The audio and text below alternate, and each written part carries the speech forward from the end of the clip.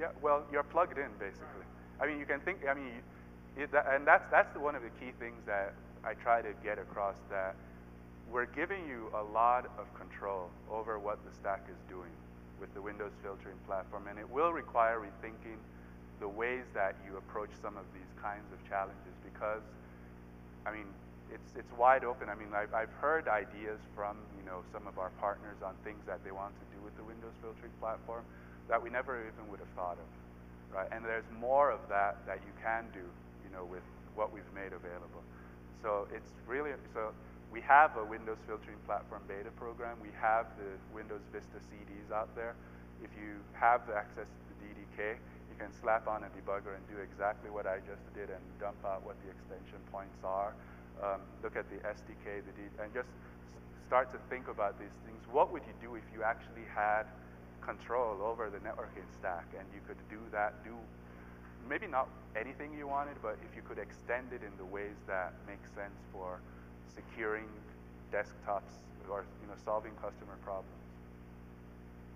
Yeah.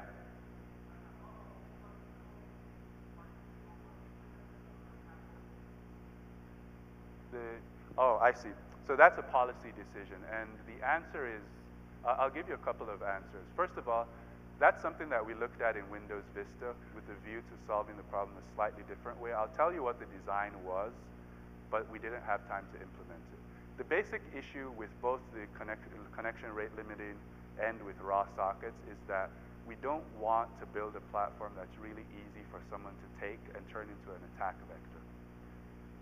As much as possible, we want to be sure that there's an actual human being at the desktop asking to use this feature.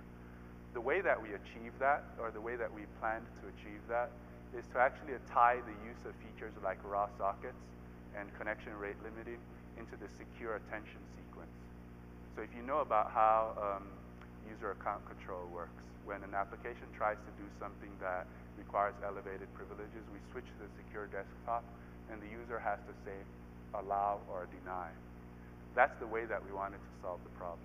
So for instance, when someone is trying to use raw sockets, a human being has to say allow or deny, and then you can go ahead and do it. And what that does is it makes life a lot harder for a worm, right? And it also preserves the capabilities. However, we didn't have time to implement that. However, we haven't shipped yet. I can't make any promises, but my only answer is that that feature is not there today. Other questions? Thanks.